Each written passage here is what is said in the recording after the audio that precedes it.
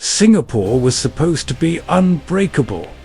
For decades, the British Empire spoke of it with quiet certainty, as if geography itself had sworn loyalty to the Union Jack, a fortress at the edge of Asia, a crown jewel of empire, a symbol not only of power but of permanence. To British officials, to colonial administrators, to much of the Western world, Singapore was not merely a city. It was proof that European rule in Asia was stable, rational, and technologically unassailable. What followed in early 1942 would not simply shatter a garrison, it would fracture an entire worldview. Before the war reached its gates, Singapore lived under an illusion, carefully cultivated over generations. Massive coastal guns pointed confidently toward the sea, guarding against the enemy everyone assumed would come by ship. Concrete bunkers, airfields, and naval facilities reinforced the belief that this was a place prepared for modern war. British planners believed that no Asian power could challenge such a stronghold, let alone conquer it. The Japanese, in their minds, were brave but technically inferior, rigid in doctrine, incapable of complex combined operations. That belief was not accidental. It was rooted in imperial arrogance, racial assumptions, and decades of uncontested dominance. When Japan entered the war in the Pacific, Singapore's defenders still believed time was on their side. Reinforcements would come. The Royal Navy would appear on the horizon. Air superiority would be restored. The Empire had always endured storms before. Yet the first cracks appeared not at the fortress walls, but far to the north, in the jungles of Malaya. There, Japanese forces moved with a speed and confidence that shocked British commanders. They advanced through terrain long considered impassable, using bicycles, light artillery, and infantry tactics perfectly adapted to the environment. British units, trained for European battlefields, found themselves outmaneuvered, outpaced, and outhawked.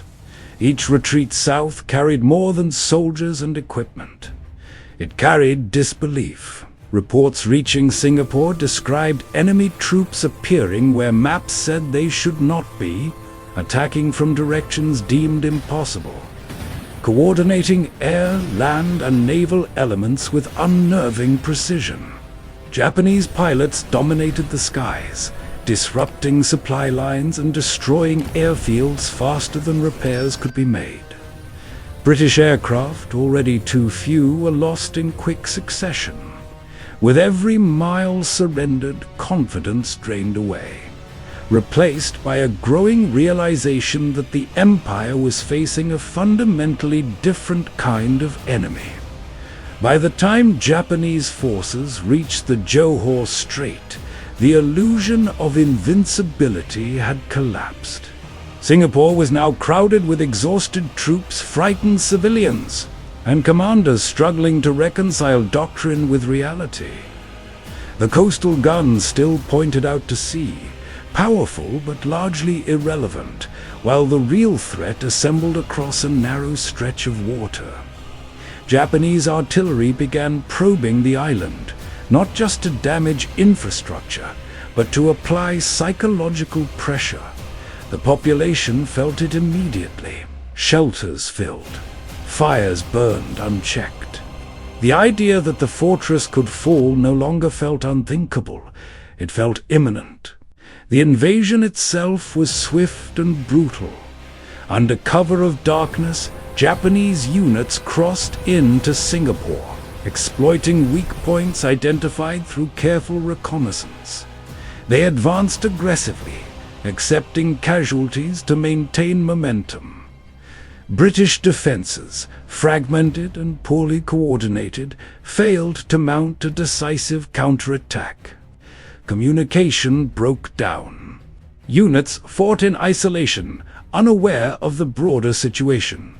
Some resisted fiercely, others withdrew in confusion, unsure whether they were retreating from the enemy or from ghosts. As the fighting spread across the island, the true cost of earlier assumptions became clear. Singapore had been designed to resist a siege from the sea, not a relentless ground assault from the north.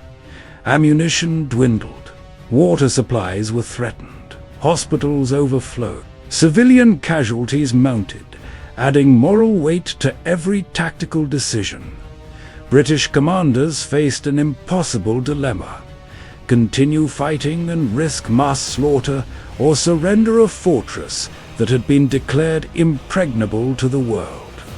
The Japanese understood this pressure and exploited it with precision.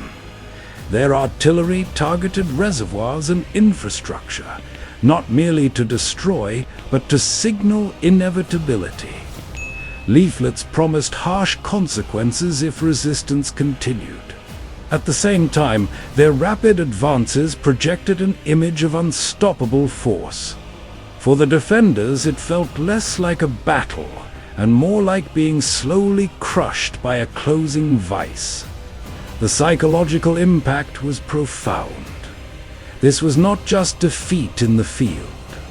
It was the collapse of confidence in empire, leadership, and inherited certainty.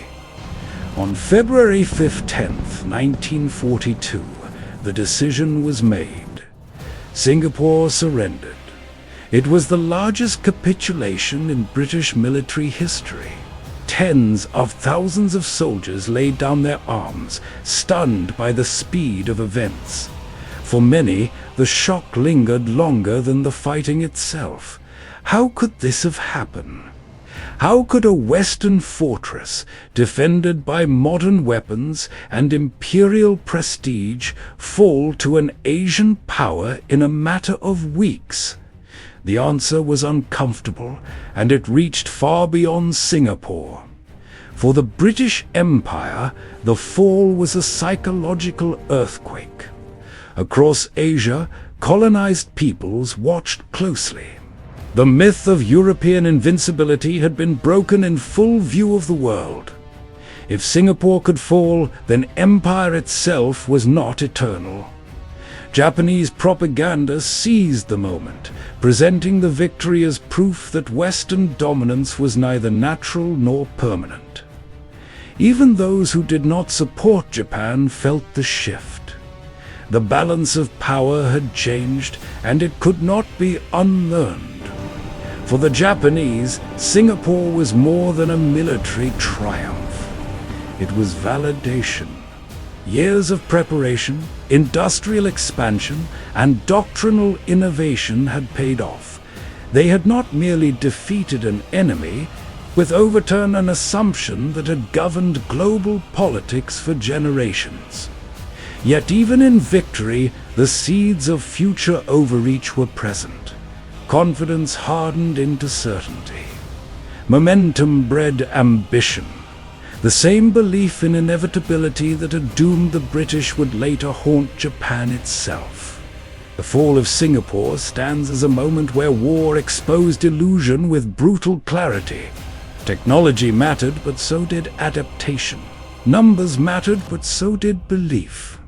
Above all, it revealed that power built on arrogance is fragile, and that no fortress, no matter how grand, can defend a mindset already outpaced by history. What collapsed in 1942 was not just a city. It was the quiet assumption that the world would always look the same tomorrow as it did yesterday. This is ashes of war. And this was the day an empire learned it could burn.